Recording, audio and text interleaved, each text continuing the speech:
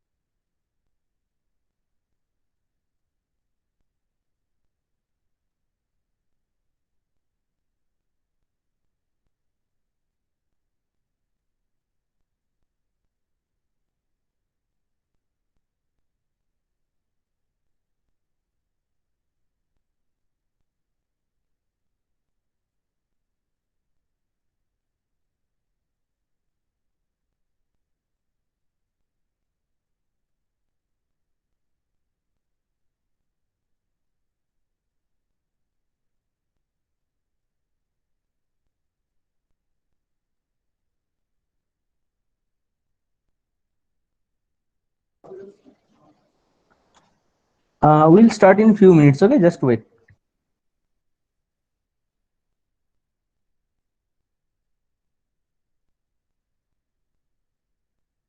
Okay, sir.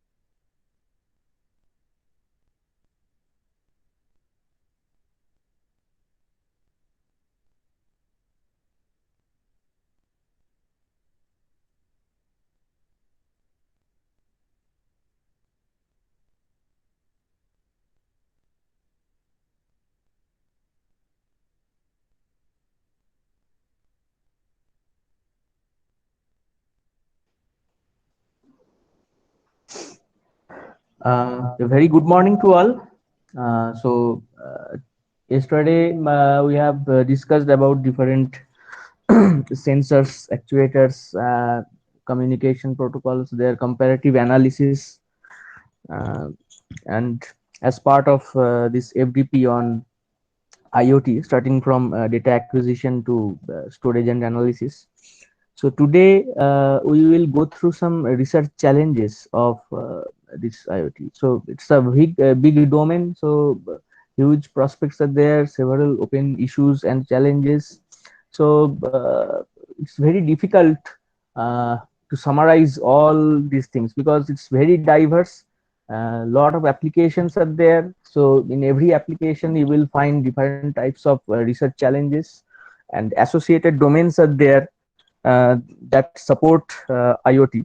So at the same way, so the research challenges in the associated domains, you can consider them as part of research challenges of IoT too. Okay, so that is why it's a very huge thing. I mean, a lot of research challenges are there, so it's not possible for one particular person to venture through all. But still, I will try my best to jot down all the possibilities, all the open issues, and and discuss them with you. Okay, so the slide is visible to you all.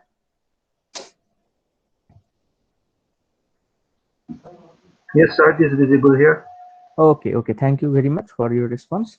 So let's start today's lecture. So it's research challenges in the Internet of Things. Okay.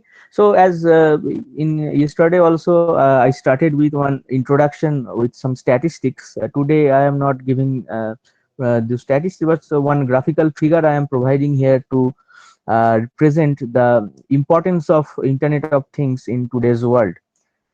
So as is evident from this figure that you can see that internet users, the increment is represented by these red bars, and internet of things as a whole is represented by the blue bars. So you can clearly see that even if the internet users, the increase is not that much, but just see the exponential increase of internet of things. That means at a certain time, like even if you see this graph, so around 2011, and at that time there was not that much of boom of internet of things related communication, but now it is showing an exponential increase in its usage. Okay, that because of different devices, and we are integrating the communication capability with all such devices.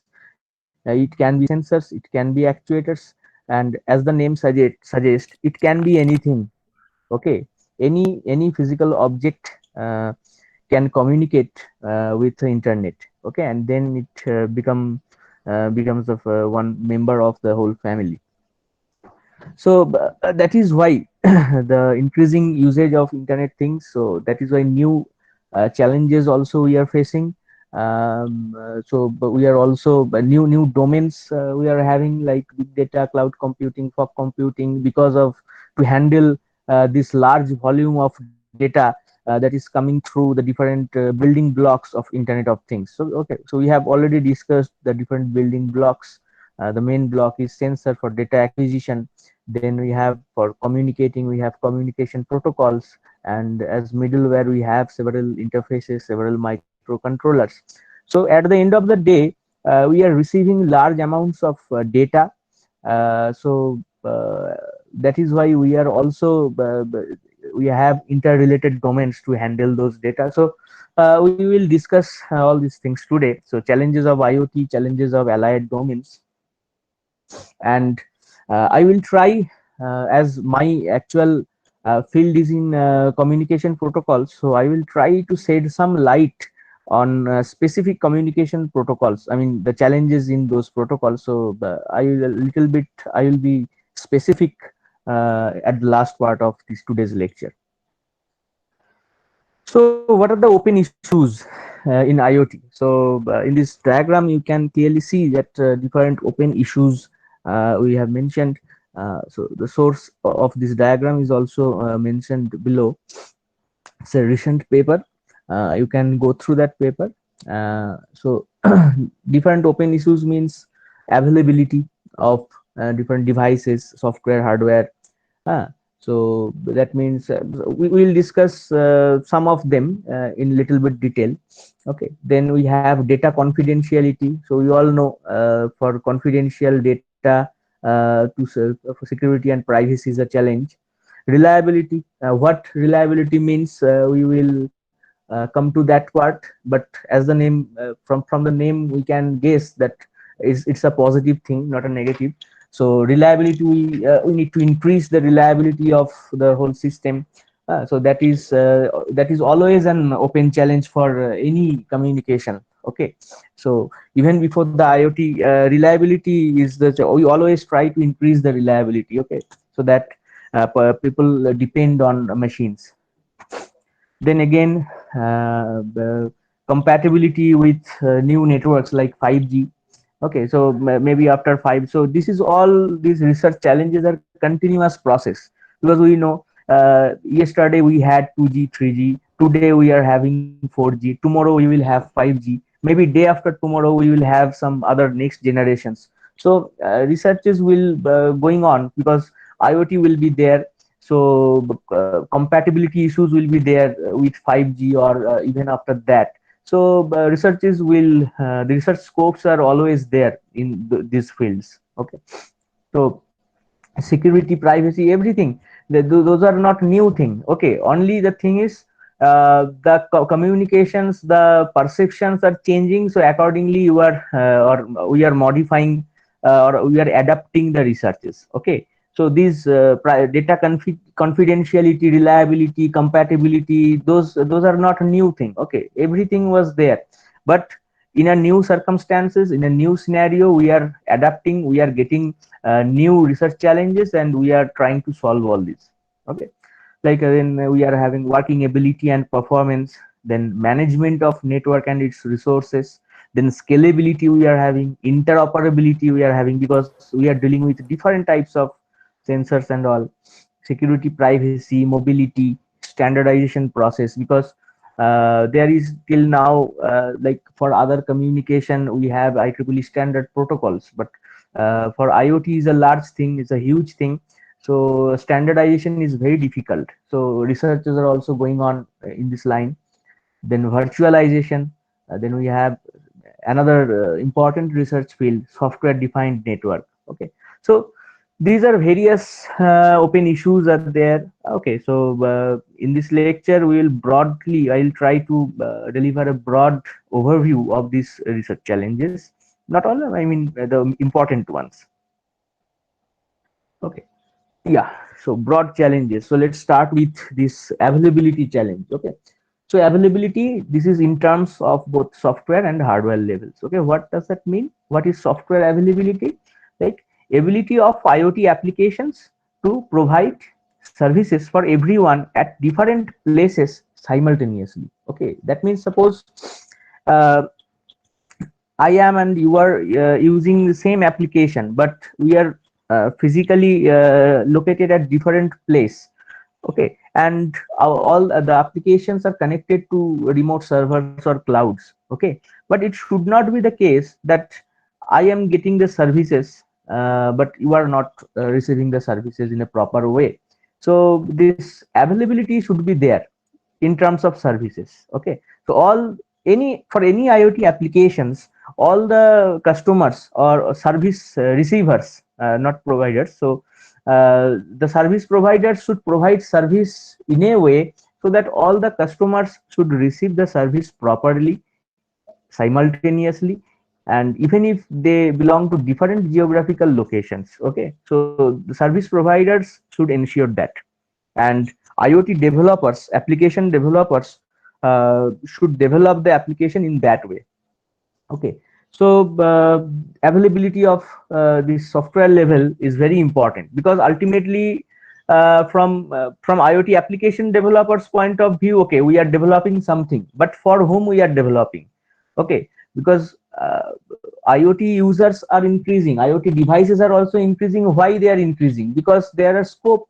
Who is providing the scope? Ultimately it's the customer or service receivers who are at the end of the day receiving services day by day, their quality of life is increasing. That is why they are more and more people are using IoT applications as service. So if we cannot satisfy them, the persons or the customers, then they will not use them. Okay, use those services. So that is why starting from IoT application developers to service providers, they should be very cautious in that sense that there should not be any compromise with the service providing things. Okay, so that should be smooth. Again, from hardware perspective, existence of devices all the time that are compatible with IoT functionalities and protocols. Okay, so that is very normal. So the devices ultimately should be there, otherwise where you will receive the services and all. Okay, so at least some infrastructural issues are there. So you cannot expect, like in a village where there is not sufficient infrastructure, you cannot expect proper or smooth functioning of IoT applications there. Okay, so what we should do there? So one thing is infrastructural development, that is not people's hand. But apart from that, from other perspective, what is there in people's hand is, for in the hand of IoT developers, is less dependence on large scale infrastructure. Okay, how to come up with new innovative applications that do not require infrastructural facility. So that can be a challenge also, because suppose you want to provide some service in a remote hilly area. Okay, so there how can you provide? Okay, one solution that is not in the hand of researchers or developers, but what researchers and developers can do, how to design things, how to develop innovative applications that do not depend on large scale infrastructure like ad hoc networks or maybe some other stuff like that.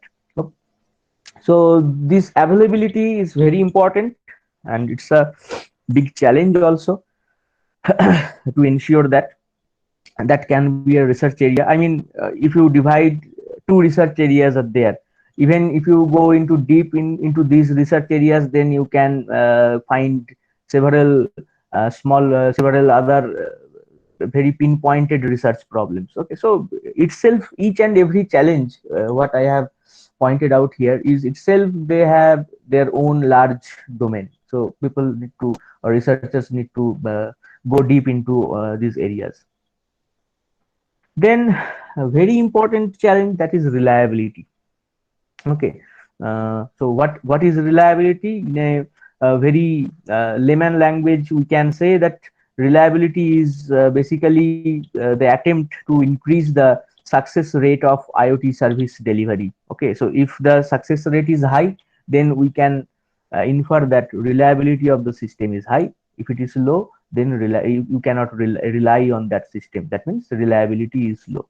Okay, now reliability can be in many terms, so it's a fuzzy word, you can say. Okay, so we can talk about packet delivery. We can represent that as reliability also. We can talk about like less collision. So less collision means reliability is high, so we can think in that line also. So how to define reliability, that also depends on the researcher, how he or she can visualize the actual real life problem. That can be application specific also. Suppose I am talking about reliability that in the context of one application, you can talk about your own reliability that is related to your own applications. So it's totally up to us how to define that. But at the end of the day, the sole meaning of this term reliability is basically it aims to increase the success rate of IoT service delivery. So here also you can think that here also finally it's all about service and service providing, whether the customers are getting the services or not. So that main focus in all research challenges, the main focus is on this IoT service. Okay. Now, in the field of emergency response applications, if you think so, their reliability becomes a very critical thing. Okay, so in case of such applications, emergency response like forest fire detection, then you can say about landslide prediction, or you can say about like emergency response from earthquake. So if you can predict earthquake, and then you can provide some service of emergency evacuation. Okay, so I mean, with the help of not only IoT but other allied domains. So these are different emergency response applications that are very associated with natural calamities like flood, forest fire, landslide, earthquake. So in these domains, reliability becomes very critical. Why? Because we need fast response. At the same time, the response should be very precise and correct in nature. Okay, it's not like that we are getting fast response but the responses are all wrong.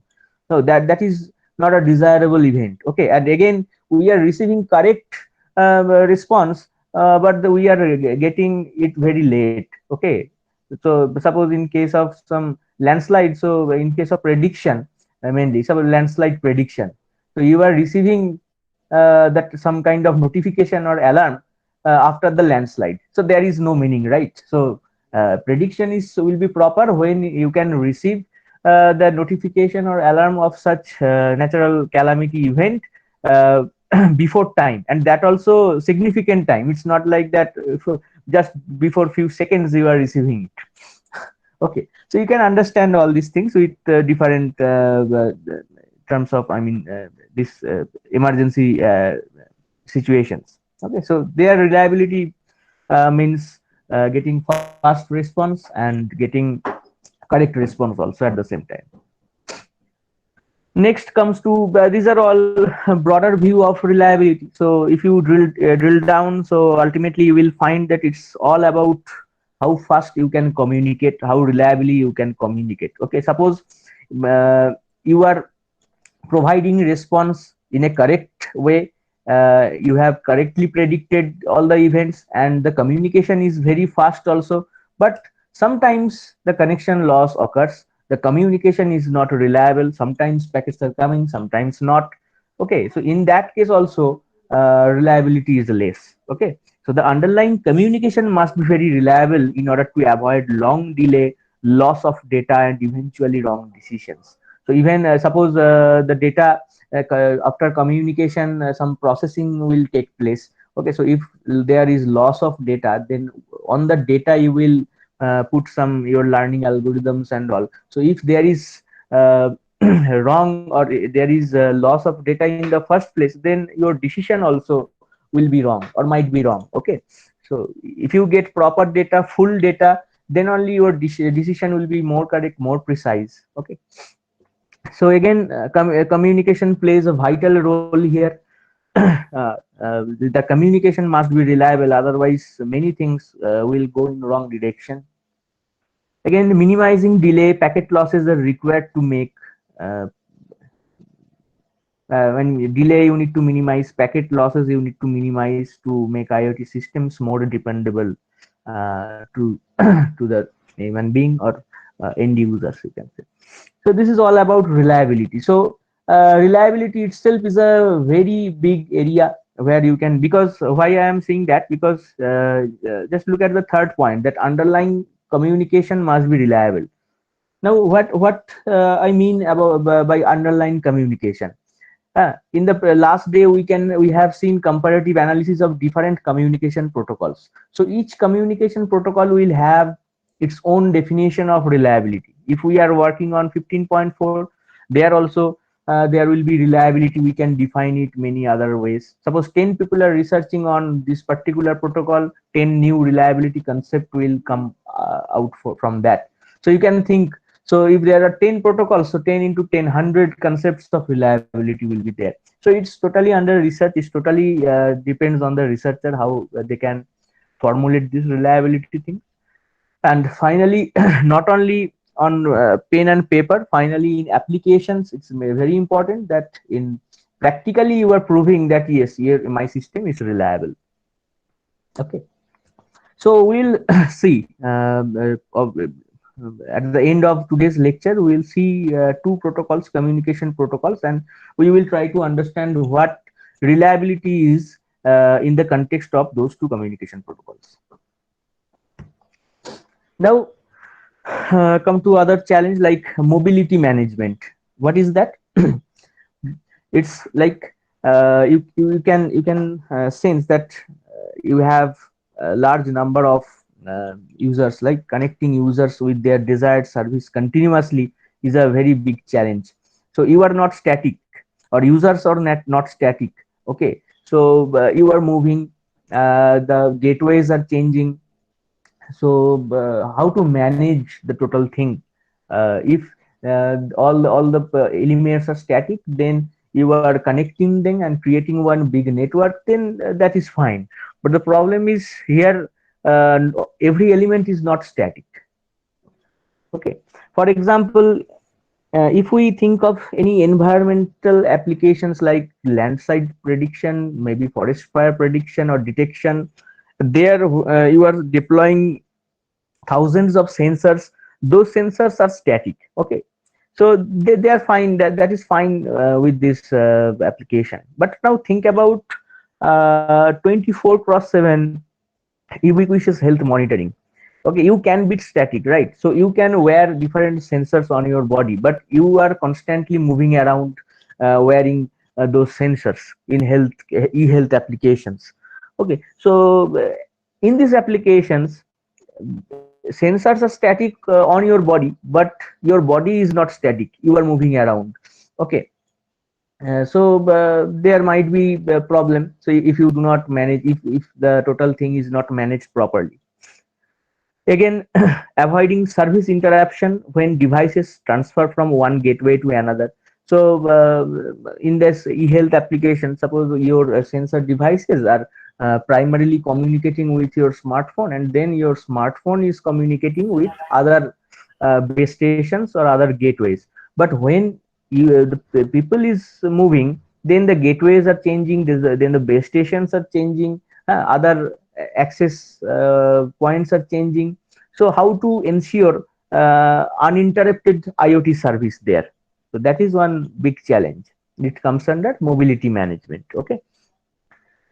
Now again, enabling access to IoT data and service in case of temporary unavailability of resources. Okay, so people are also doing research in this area. So this third point itself is a separate area within mobility management. That suppose connections and all other resources are fine, but sometimes it becomes unavailable. Okay, then how to handle such situations? Okay, so people are proposing different mechanisms like caching of some IoT data, so that during this unavailability of resources from the cache, some services can be provided or something like that. So people are thinking like innovative solutions for these problems. Okay, so in a nutshell, the thing is, when the elements are in a dynamic or moving condition, then it is very difficult to manage the whole network. Okay, so that is why, and we are not talking about only 5-10 elements. We are talking about billions and trillions of devices that are interconnected with each other. Okay, and they are getting some service, people are getting from service from IoT service providers. So that is why it's very difficult uh, to manage the whole thing. So you can say next challenge is performance evaluation. Okay, so it's kind of ensuring better performance, like in terms of different metrics are there, in terms of which you can measure or evaluate the performance. Like you have processing speed, you can have communication speed, you can have device form factor. Device form factor is a little bit hardware specific things. I mean, how the total hardware or device design will be, how much it will be comfortable for wearing it, if it is a wearable device, and for in case of other applications, what will be the design of the final device, so that it do not cause any problem to the end user. Okay, so all these are different performance evaluation metrics. So here also you will find that most of the performance evaluations are in terms of communication only, and how fast you are getting data, whether the delay is significant or not, how much energy consumption is there, whether it is low or high. If it is high, then how to mitigate that. If the delay is high, then how to reduce that. Okay, so all these research problems are there in terms of fuzzy terms like reliability, then but and more defined terms like throughput, delay, energy consumption. So all these things can be your performance metrics, and people can evaluate that. This is true not only for one communication protocol. For all communication protocol, you can evaluate their performance. Okay, and that performance also depends on scenario. So in one scenario the performance will be one, and suppose the scenario is changing, then also the performance may vary. So all these researches are going on. People are doing significant research in these fields. Okay, like I have done one research work during my PhD time. It was like performance evaluation of IEEE 802.15.4 protocol, Zigbee protocol. That was my main part during my PhD. So at that point of time, I evaluated the performance of that protocol, and I tried to come up to a trade-off between delay and energy consumption, because I noticed that theoretically that if I want to reduce delay, then we are getting high energy consumption, and again if I want to mitigate the energy consumption, then we are getting a high amount of delay. So we need to come to a trade-off between these two, because both of these two are very important performance metrics, but you cannot compromise with any one of them. So if you can come to a trade-off between these two, so that will be the best solution. So I tried to do that, and proposed some mechanism of that also. So this type of researches are going on in this field. Next is management. So like it's a larger thing. Like earlier we have discussed like mobility management. Here it is management, I mean total or overall management, you can say. So here connections of billions and trillions of smart devices. Okay, so service providers need to manage different things, like they need to manage this fault, they need to manage the configuration of the whole thing, then accounting, then suppose some this type in some applications this is important, then performance and security. So it's a huge thing. Management means it's a huge domain. Fault, suppose only one, like fault tolerance, that can be a separate domain for analysis or research work. So each and every such attribute can be your different research lines. Configuration can be itself different research lines. Okay. So lightweight protocols and standards for monitoring the machine to machine communication and providing on demand service is the best solution. Okay, so to manage this billions and trillions of devices, we definitely need lightweight protocols, okay, and standards for communication, for monitoring all the communication and other necessary things in of the IoT service or applications. Okay, now the next slide, scalability. It's another important challenge, very important. Why? Because you just try to think about the first slide where we have seen the boom in usage of Internet of Things. So every year it is following an exponential increase. That means in the existing infrastructure, many more sensors, actuators, many more other devices are coming, and they are connecting with the existing infrastructure. That means it is the all the systems, all the IoT systems must be highly scalable in nature. Okay. Scalable means at any time it should be able to add new devices, new services and functions for customers. Okay, and the most important is without hampering the existing quality of service. That is the most important thing. You can add 1,000 nodes in your applications, but if that hampers the quality of service, then there is no meaning of adding that.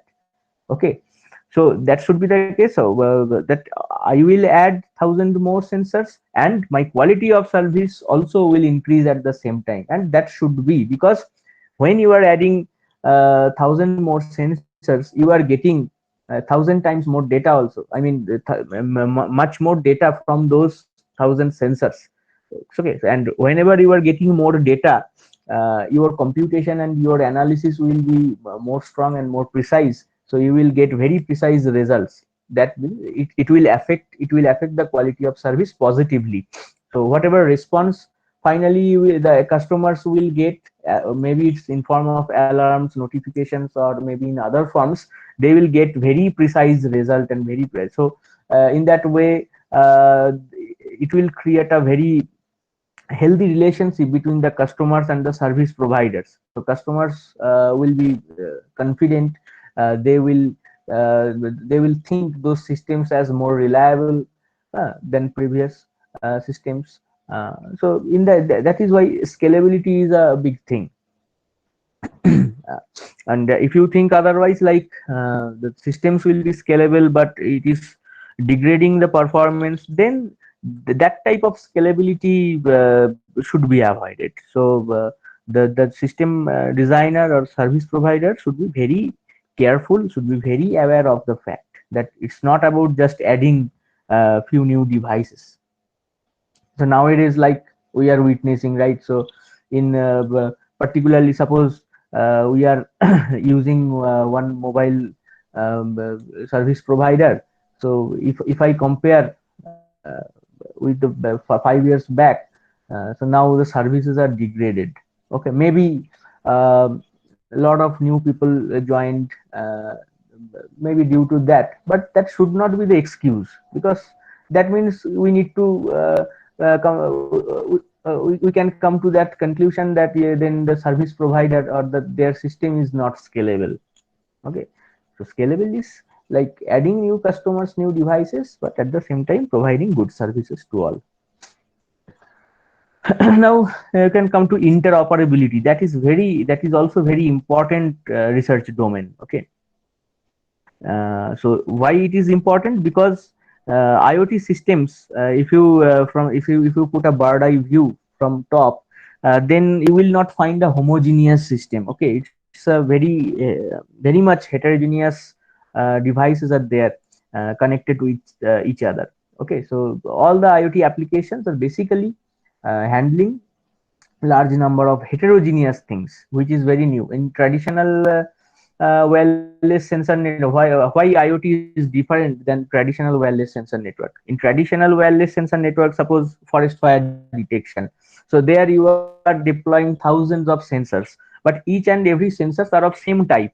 So the total application and their sensors are homogeneous in nature. In the same way, suppose in other WSN applications, you will mostly find the sensors are homogeneous in nature. Okay, but in modern day IoT applications, if you go through, there you will find heterogeneous things. Like for example, we can talk about one full e-health applications. So just yesterday we have already discussed several sensors. Now think about one this actually this particular network is known as wireless body area network, where you need to put different types of sensors on your body, and it will form a wireless network on your body, and the final aim is health 24/7 health monitoring of the end user. Okay, now in this, even in this system, you can think like all the sensors are different, of different types, and their functionality is different. Like body temperature is measuring temperature only. Body temperature sensor cannot measure ECG. It cannot measure other stuffs. Okay, so for each and every physiological parameter, you will get a different sensor. To measure the electrical activity in muscles, you need EMG sensor. To measure the electrical activity in heart, you need ECG sensor. To measure pulse oximeter, I mean oxygen saturation in blood, you need pulse oximeter. Okay, so each and every sensor in this in such e-health applications uh, has a specific location to fix on your body. You cannot fix pulse oximeter anywhere you want. So there is a specific position where you need to fix that. And the data rates of all these sensors vary. Their functionality, operative principles vary. So in a bird's eye view, overall, if you can think, so it's a total heterogeneous applications. Okay, So but it's a the size is very small in nature. So you can think largely in a large applications, IoT application where different types of sensors are involved. Interoperability becomes a huge challenging thing. So because the vendors are different and all the working principles different, data rates are different. So how to synchronize the whole thing? How the devices can interoperate with each other? So machine to machine communication is the main core of IoT communications, like, but when the machines are themselves different, then how to establish the communication? So each machine is working in its own way, another machine will work in its own way. So how to standardize the whole thing? Okay, so that is why interoperability is a very important uh, research area or domain within this IoT family. Okay. So IoT programmers should build their applications to allow for adding new functions without causing problem, like in the scalability we have seen, while maintaining integration with different communication technologies. Okay, so that is the important thing. Interoperability. That is why it is required. Now again, security and privacy. Uh, uh, is there any need to discuss about that? Because we all know, because security again is not a new thing. But yeah, in IoT, if I go through the previous slides, like let me discuss in this regard, like availability, you can say that it is moderately new. Reliability is not new. Conceptually, it is old. So, starting from wired, then the journey of wireless, then wireless sensors, then now IoT. If you think about the whole journey of communication and networking, then you will find reliability in each and every phase. Okay, only difference is whenever we are encountering new technology, like from wireless, in the wired also, we have devised collision detection avoidance thing. So next, in wireless also, we have tried to avoid collisions. Okay, so again, the main concern was reliability, I mean less collision in that sense. Okay, so here in IoT also we are thinking about reliability. Okay, so only the definition is changing. Main concept is same, only little bit depending on the new scenario, new technology, new development. Some new properties are added with this reliability concept, and we are thinking it in a new perspective. Okay, so in that sense, reliability is not new.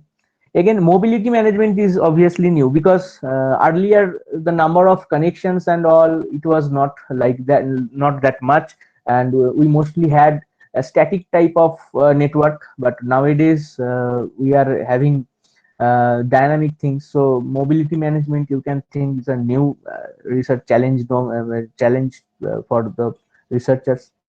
Performance evaluation is not new. So we have done performance evaluation for Ethernet earlier. We have done that for wireless LAN performance evaluation, and we have done that in various way.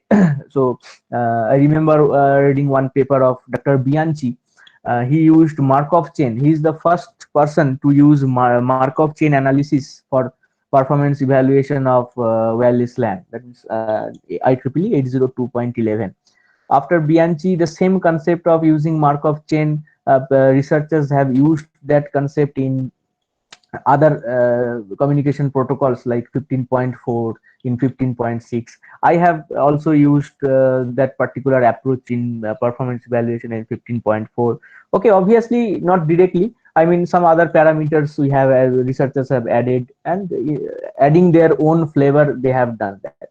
Okay, so that is why if you look at the citation of Bianchi's paper, you will be amazed that the large number of citations are there, because he was the first person to introduce this Markov chain based analysis in performance evaluation. Anyway, so performance evaluation is not new, but again, when we are having new protocols, then the necessity is there to evaluate the performance. And again, when we are encountering new scenarios, so suppose performance evaluation in saturated network, will be different than the evaluation in unsaturated networks. Okay, so depending on the scenario also researchers are doing these things. Okay, again management is, again you can think it's a new it's not a new problem, because it was also earlier also management was a thing, but here nowadays it becomes very important, because now management becomes very difficult with trillions and billions of smart devices. Okay, so that in that sense you can the importance is there. Scalability also, it's a new thing, because earlier days the number of connected devices was not that much, but nowadays we can see that we can observe an exponential increase in the IoT usage. So in that sense, scalability, interoperability, because we are now day by day vast number of heterogeneous things we can encounter. So in that sense, this scalability, interoperability is new things, and very associated with the IoT communication. And so these are important research challenges. And security and privacy was in the past, it was also there. Now it was also an important thing. But the thing is, why in terms of IoT it is more important, because in case of IoT the core functionality is exchange of messages between different machines. Okay, so not one or two, it's trillions of internet connected objects between which these messages are exchanged. Okay, so handling the whole situation or ensuring security is very difficult. Okay, but the core principles are basically same, like encryption, decryption. Okay, so just you need to think about the context of this IoT communication, and you need to come up with new innovations in this field. And why privacy is very important here, because day by day the end users are different number of end users are increasing, and the data becomes very much personal and private. Okay, suppose in e-health applications, so 24/7 your health is being monitored, so your all the data corresponding to your physiological parameters are going to some remote servers. Their doctors and nurses are analyzing those data, so privacy issues are there. Okay, so this health data is your private data. Yeah, so the more and more human beings are involved in this total IoT framework, depending, I mean, through various types of applications, then these privacy issues are also coming to like becoming very challenging stuffs. Okay, so that is why privacy is not new but very important, and becoming more and more important in today's world. So these are different challenges of IoT. I have discussed only 1, 2, 3, 4, 5, 6, 7, 8 such broad challenges. So if you drill down, if you go into much deep, then you will find many other uh, challenges within one particular challenge. Okay, so I am not going into that deep. So just I have discussed an overall situation of or the broad challenges of Internet of Things. But here it is not the end. Okay, here it is not the end. So we are having different other allied domains, like why researches on big data analytics, cloud computing, and fog or edge computing also matter. Why? Because these are technologies that support IoT. Okay, so that is why in a different perspective you can say that all the challenges in these three domains, big data analytics, in cloud computing, in edge computing, also should be considered as challenge of IoT, because they are like tied together. You cannot differentiate, like without big data, without cloud computing, you cannot think of a proper functionality of IoT. So in the previous slides, like we have discussed like scalability, we have discussed management of the whole thing. So without the big data and without the help of cloud computing or edge computing, these things are not possible. Okay, so they are tied together. You cannot just pick one thing up. Okay, So in that sense, the challenges in these allied domains are also challenges of IoT. But in this lecture, I am not going to discuss the challenges, but just a brief idea that how these allied domains are helping the IoT to solve different types of problems. Okay, like if I start with big data analytics, then you can see that the amount of IoT data generally is very huge. Okay, you can think of the, again you remember the first slide, the exponential increase in the usage of IoT. So you can understand that the data size is also exponentially increasing, and it is not possible to process such a huge amount of data with the help of traditional approaches. Okay, so that is why we need big data analytics. Okay, so big data analytics platforms like Apache Hadoop and SCIDB analyze billions of messages per day and offer real-time statistics of user actions. So even like you can see, you can think of Facebook, you can think of Twitter. So this social media, so several crores of people across the globe are connected to this social media. So how these data are being, I mean, analyzed, and accordingly you are getting your home feeds. So it's a huge thing. Even so without the help of big data analytics and this new approach, these things are not possible. Like then again, uh, instead of application, this is a very important point, instead of application specific analytics, IoT needs a common big data analytic platform which can be delivered as a service to IoT applications. What does that mean? Like, and different types of IoT applications are possible, but if fundamentally the applications are same, then there is no need to keep separate analytics for each and every applications. So we can use one common or centralized big data analytic platform, and then we can go for that analysis. So that will be, I think, beneficial if we compare. So for example, like IoT Big Data Analytics Service, TSAS.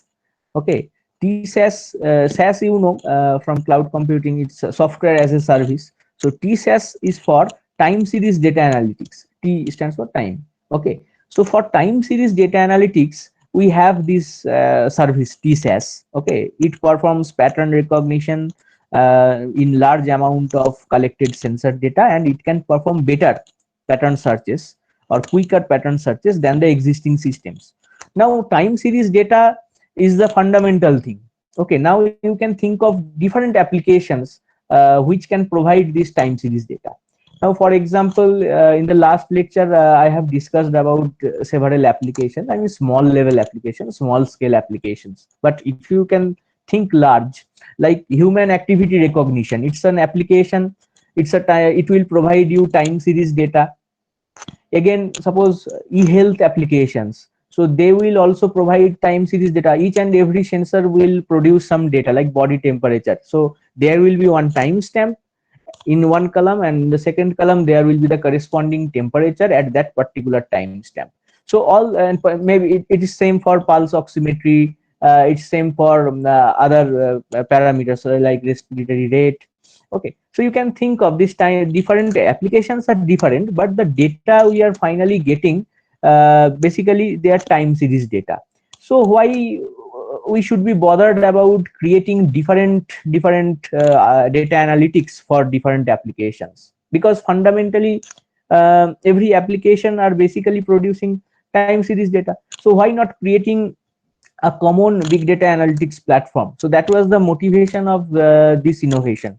So TSAS provides the same. So you can feed your time series data to that TSAS platform, and then TSAS will do all the pattern matching and all these things, and finally you will get the result. Okay. So same thing, like day by day we are and developing such innovative things. So it's the same concept like in cloud. What is the concept of cloud?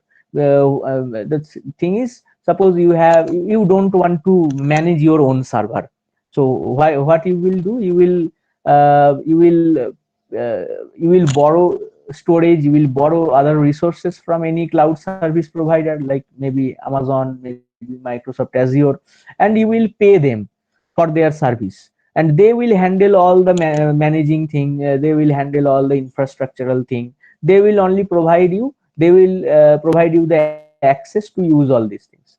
Okay, so that is the main motivation of cloud, right?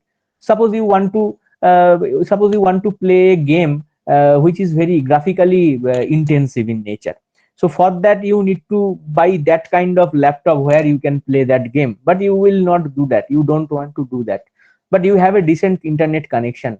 So what you will do, you will take help of any cloud service provider, and they will provide you access to use their processing capability, and with the help of internet you will directly connect to their servers, and you will use to their processor. So the game actually will be processed by their processor, so you do not need to buy all the hardwares all the time. You can use services. So here also the same thing, you do not need to design your own time series data analytics. You can use the service tsas for that. Okay, so that is in that manner big data analytics are very much associated with IoT. If there is any problem in big data analytics, or big data analytics is facing a very important challenge, so that is also a challenge for IoT too. You cannot separate these domains. In the same logic, cloud computing and IoT, you cannot separate them. Cloud computing provides platform as a solution. So PaaS solutions for the platform as a service solutions for IoT application developers and service providers. And again, this type of thing help to integrate devices with the platform by ready libraries and facilitate communications via different like HTTPS sockets. Sorry, there is a typo. It will be sockets and MQTT. Again, interoperability. The cloud computing provides this facility of interoperability with many protocols. It provides the opportunity to connect to some website and store, share, and retrieve sense data in various formats, including numeric text, GPS, JSON, XML. So you can think like if you want to design your own server, then the headache is more.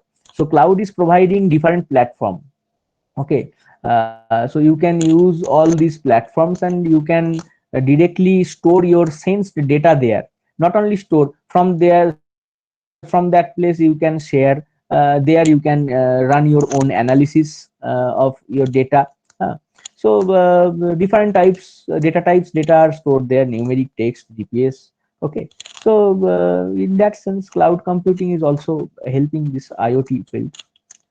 It also enables user to visualize their data graphically in real time and monitor activities. Like there is one cloud we use very much, like ThinkSpeak. So in that cloud, you can store your data. You need to create account and then you need to associate some things. So yesterday, likewise, I was mentioning. So from with using ESP8266, you can transfer or transmit your data wirelessly to any server, cloud, or in your local host also. So you can transfer that all the sense data in ThinkSpeak cloud also. Okay, some you need to just provide some access credentials, then you can directly connect to ThinkSpeak cloud and you can send all your data, and you can clearly see now from your web browser. If you open the ThinkSpeak cloud and if you open your profile, then you can see that what are the sensors that are connected and what are the data, real-time data you are receiving there. You will be able to see that. Yeah, but for free accounts there will be 15 seconds delay, so it will not be real time. We have experimented with human activity recognition. So we are receiving data in ThinkSpeak cloud in 15 seconds delay, but they are also showing that if you want to get 1 second delay and real time, then you need to purchase this thing. So anyway, we have not purchased and we have not experimented or checked that whether they are providing really 1 second delay or not. But anyway, so ThinkSpeak Cloud is one option to use these things. Okay. Now again, not only just visually seeing these things or graphically seeing these things or storing, important thing like cloud computing platforms enable users to control sensors remotely. That is very important. So another such platform, Blink, is there. With the help of Blink, you can I mean design innovative applications where you can control your sensors remotely. Okay, suppose with the help of that you can on off in smart home applications, you can on or off the lights in a wireless manner. So obviously sensors will be there implanted with that light, so the message of certain things, so it will be communicated with such sensors, and you can activate that sensor or deactivate that sensor. Okay, so all these things, cloud computing providers, they can help IoT in this way. And data analytics, generating alerts, all these things are normal, very normal, but with the help of cloud computing, it becomes very difficult uh, to handle this type of things in IoT. Okay, so handling this large amount of data and analytics part, basically you are outsourcing to other agencies, other technologies like cloud computing, big data, fog computing. It's nothing, it's only that. Okay, now another computing is there, fog or edge computing, which you can say little brother of cloud computing. So that is very also, that is in terms of IoT or in the context of IoT, fog and edge computing more important than cloud. Why? Because fog resources are positioned between smart objects and the cloud data centers. Okay, so that in that sense, fog resources are very close, physically and geographically very close to the actual sensor devices. So that is why it provide better delay performances, so delay will be less. And for data aggregation, suppose you are working with several numbers of heterogeneous sensors, so lot of data will first go in the fog computing resources. There go all these data will be partially processed. It will be aggregated, and it will provide you some response also. But finally, this processed data will go to cloud data centers for further processing. Okay, but initially the raw data directly will not go to the cloud data centers. Okay, so fog computing is basically another step between the actual sensors and the computing facilities. Fog is providing one layer between these two entities for intermediate processings. That will be that can provide you some services very fast within less time. Easy to deploy many micro centers closer to the end users. So it is true because suppose you want to increase the data centers in cloud level, so that is very difficult. But fog micro centers in fog layer, if you want to deploy, that is easier, much easier.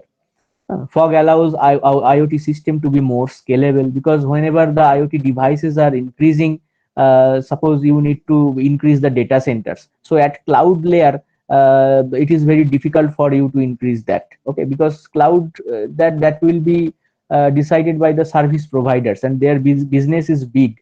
So you as an individual, you cannot just demand that or decide whether they will deploy new data centers or not. But at fog level, at least you have some say. You can manage that part. So at fog level, according to your if the internet users are IoT users are increasing, then you can deploy fog micro centers in this fog level, and this is possible. And easily it can be it will be comparatively easy than cloud. Now, fog again has the potential to provide better performance for real-time interactive services. So for real-time interactive services, aggregation and all these things will be done in fog layer. The data will not go to the cloud data centers. So at the intermediate level, the data will be fed and you will receive services very fast. fog resources can interoperate with various cloud service providers. Okay, so in that way fog computing also very assisting this total IoT services part. uh, if you look at this figure, so then it will be more clear. Like at the top level, you can have cloud data centers in hundreds in number, and in the bottom level you have millions of smart IoT devices, sensors, tags, each and everything. And in the middle level you are having thousands of fog data centers, micro centers you can say, and gateways. So managing this fog level is bit easy than managing the infrastructure in cloud level. Okay, and again, or if you are getting response from this intermediate level, then obviously the responses will be very fast. So for small scale thing, for small scale data analysis, this uh, fog layer data center, micro centers, and analytical ability is sufficient. And then further semi-processed data that can go to the cloud data center for further processing. So that is the benefit fog computing is providing to IoT. Okay, so these are the three inseparable technologies: big data analytics, cloud computing, and fog computing, that you cannot separate from IoT. So that is why the challenges in these domains are also, you can say, the challenges of IoT. However, in this lecture it's not possible for me to go through the challenges of these three domains, but I hope you have some sessions of big data and Hadoop. So I think a little bit of discussion there you will find regarding the challenges, research challenges in those domains. Okay, so anyway, so not in my lecture, but maybe in some other lecture in this 5 days FDP, you will get a better idea of big data analytics and all. Now, research challenges from communication perspective. So it itself is a huge thing. Like from today's lecture, we have discussed like reliability and uninterrupted IoT service. So mainly in that regard, it basically the underlying communication protocol should be very reliable. Otherwise, it's very difficult to get reliable service. Okay. Now, in that light, I want to briefly discuss two protocols. One is IEEE 802.15.4 and another is 15.6. Uh, uh, Mainly, the focus will be on e-health applications.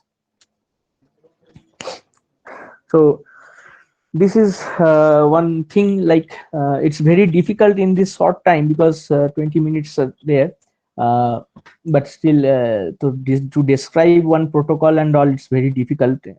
But we are having two protocols to discuss anyway, so I will try as much as possible.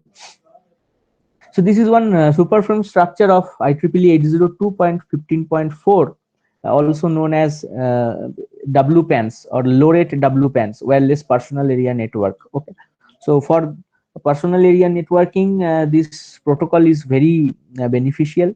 People already done a lot of research in that domain, and nowadays people are doing research in one extension of this standard, which is 15.4E. Okay, so several researches are going on. So here is one concept is there of super frame. So do not confuse that with whatever we know about frame in physical layer or data link layer. So this is a different concept. It is known as super frame. What is the super frame? When one particular coordinator, so suppose in a network several devices are there, but one device is there which is coordinating the whole communication. Okay, so here also two topologies are possible. Topology, you understand about topology. So star topology, where in the middle you will have one hub, and other nodes will be there that are connected with that hub. Okay, so that is star topology. And in peer-to-peer topology also, it will have a tree-like structure. So both topology are possible. I mean, this 15.4 standard supports both the protocol start topology and peer-to-peer topology. Now in start topology, the central hub is basically, you can term the span coordinator. Okay, so it will coordinate the whole communication, synchronization with other nodes, so it will perform that. So what happens actually that this span coordinator sends periodical beacon frames. So here in this picture, you can see that one beacon frame is there. So PAN coordinator sends this periodically, and whenever any node are there, they can receive the beacon frame, and accordingly they can synchronize their communication. So PAN coordinator will broadcast these beacon frames, and the associated devices or connected devices will receive and synchronize their data sending and all based on these beacon frames. So what is super frame? The super frame is the time duration that is between these consecutive beacon frames. Okay, so you can clearly see that two beacon frames are there, and in between time we are calling it super frame. Okay, or super frame duration.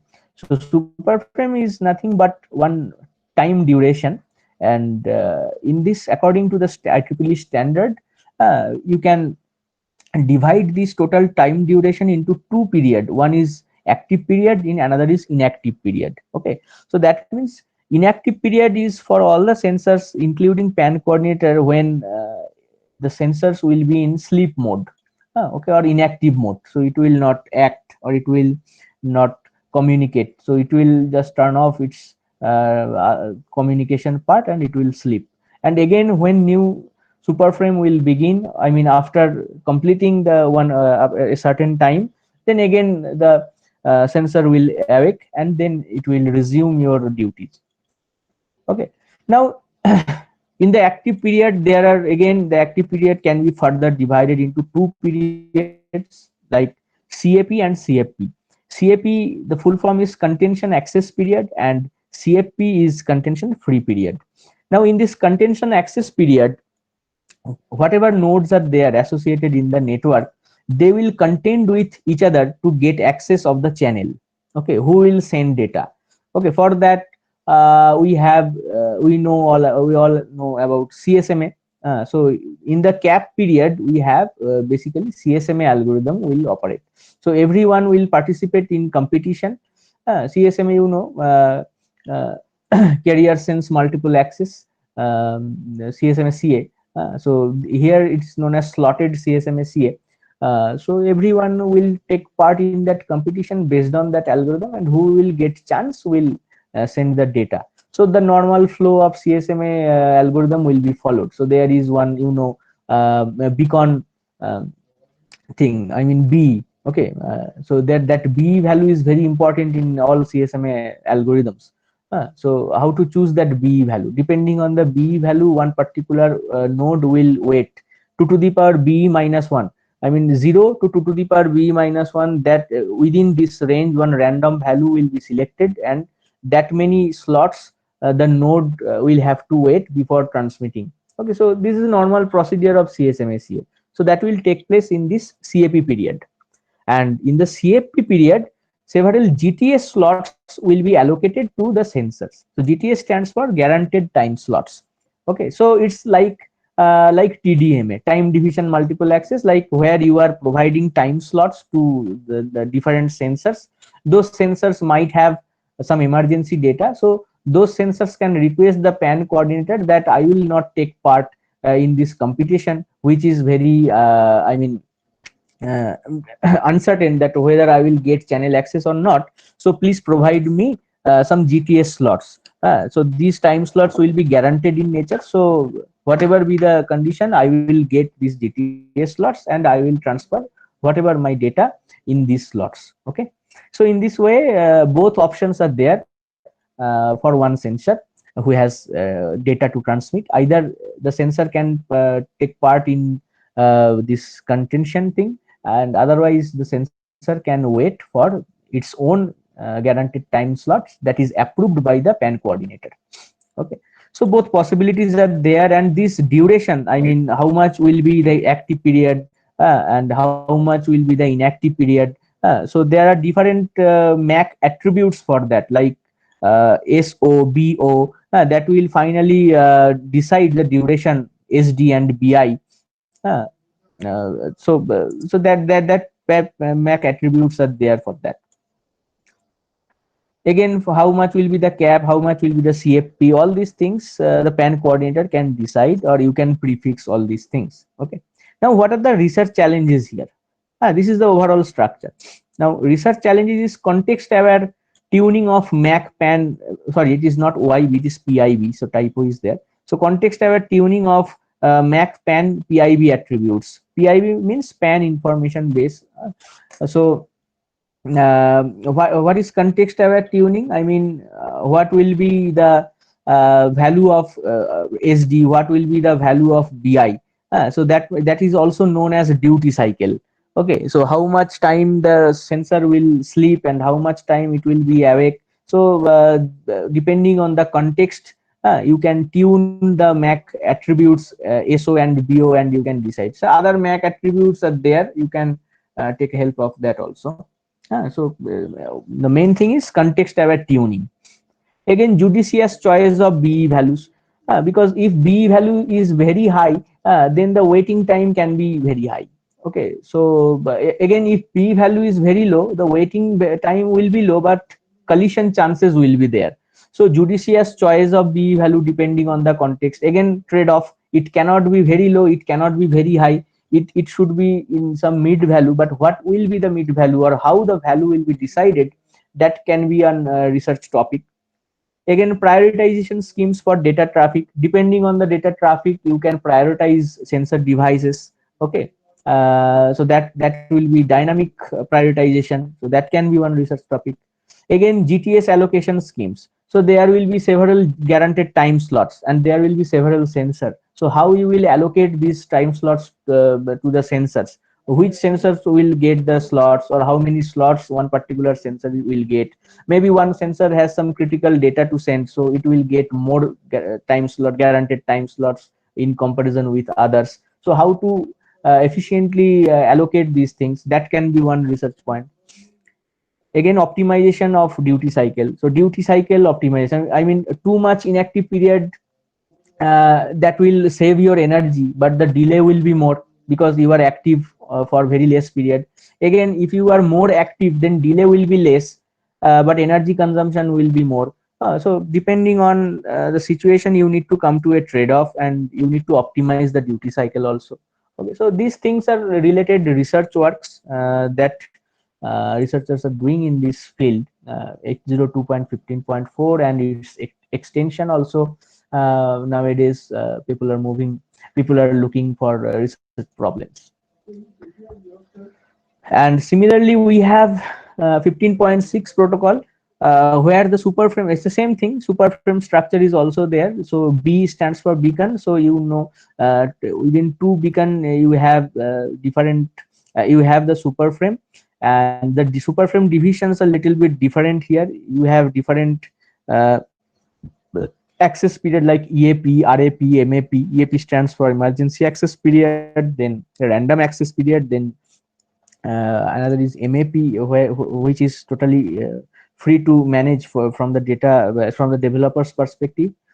So contention access period is also there at the end. Okay, so different access periods are there.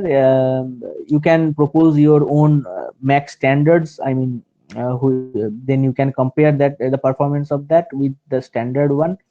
People are doing research in this line. So what are the research problems there? The same, like mitigating energy consumption is one. How to mitigate that? Then adaptability with mobility of human body and posture. So 15.6 protocol, is basically, the name is wireless body area network. So we are very specific here. We are talking about body area networks. That means where sensors will be planted on body or maybe in body. But when the human body will be in motion, then how the total communication, or whether the motion will affect the communication or not. If it is affecting, then how to mitigate the negative effects. So that can be research topic. Again, context aware window size selection can be one research topic. Then designing dynamic superframe structure can be another. Sensor prioritization, like previously discussed, can be another. Efficient coexistence mechanism, like suppose on your body the sensors will interact with each other following 15.6 protocol, but when your mobile will connect to the nearest access point, wi-fi access point, so that protocol will be wi-fi 802.11. so you are having different communication protocols. So how the coexistence will be there, what will be the coexistence mechanisms of different communication protocols. Okay, that can be another research point. And another I forgot to mention, that is applicable both in 15.4 and 15.6, that is interference mitigation, because lot of sensors will be there with less distance with each other, so chances of interference will be there. Maybe other electrical devices might be there surrounding you, so interference will be there, and how to mitigate that. So this can be different types of research work which finally affects that fuzzy word reliability. Okay, so if you so reliability is connected with each of these problems. Okay, that is why from communication perspective several other protocols are there. I am not actually aware of the details of those protocols. I can only talk about in detail in 15.4 and 15.6. So that is why I discussed some associated research problems in that communication domain, specifically for these two protocols. Okay, other protocols are also there. Like yesterday we have discussed the different communication protocols for IoT. We have LoRa for large communication. For we have other like Bluetooth low energy. So but for e-health applications, like I have mentioned here, that focus on protocol suitable for e-health applications. So for e-health application, these protocols are very much suitable. So that is why I discussed the research problems associated with them. So this is all about today's lecture, different research problems of Internet of Things. So you can if you have any doubt, then you can ask me your questions.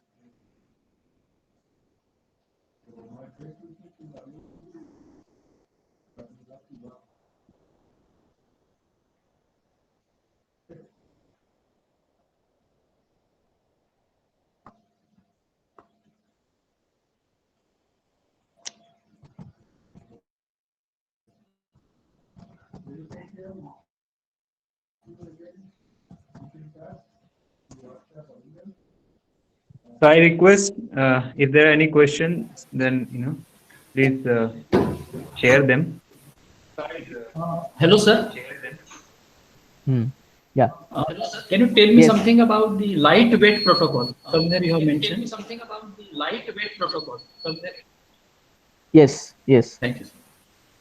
Yeah, lightweight protocol means for IoT we are having different lightweight protocols like MQTT and all. These are very specific for different IoT applications. So in detail I cannot tell. So you can just have a look. I mean, I do not have any particular knowledge or detailed knowledge in that field, MQTT and lightweight protocols. But obviously there are many MQTT and all, which are MQTT is mostly used in IoT applications. So you can search that particular protocol. Okay, thank you, sir. What is sensor prioritization? Okay, sensor prioritization means suppose you are dealing with e-health applications, so you have a lot of sensors on your body. And now suppose one particular physiological parameter is not functioning properly, that means behaving abnormally. Suppose body temperature, your body temperature is very high, but other sensors are working normally, or other physiological parameter are within normal range. So in that sense, your body temperature sensor is the critical one. So this critical one should be prioritized, its communication should be prioritized. Okay, that means based on the sensed value, if it lies within some abnormal range, or maybe based on some other context, you can prioritize one particular sensor, and you can give them more slots, or you can process its communication faster than others. You can maybe, if there is possibility of tuning the data rate, then you can tune the data rate in to high mode. So those things you can do. So that is overall, you can say that this is sensor prioritization. How TSAS helps to speed up pattern search. Okay, so exact how TSAS is doing that with the help of Hadoop and all, maybe how exact, that I don't know. So I mean, I just only tell about this example, but I think when in other lectures you will get some idea about Hadoop and all, so there you will have some idea regarding that.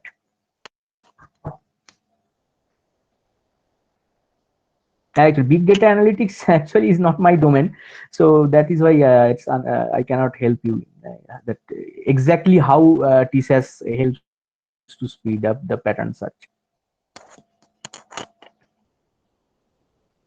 I just shared those views on big data, cloud computing, and edge computing, as they are very associated technologies with IoT. So I thought that it would be nice if I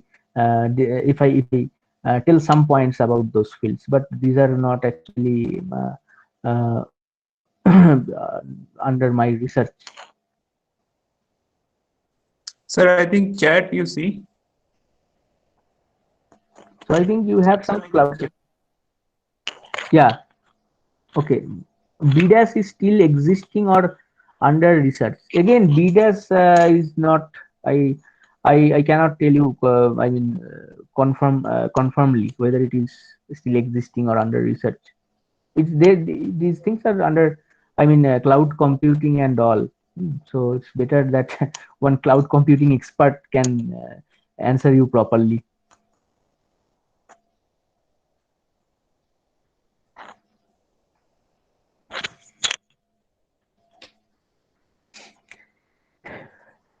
Anything, any question regarding communication? Because my actual field is communication. So if you have any doubt in communication field, like 15.4, 15.6, or more specifically 15.4, so you can ask your doubts.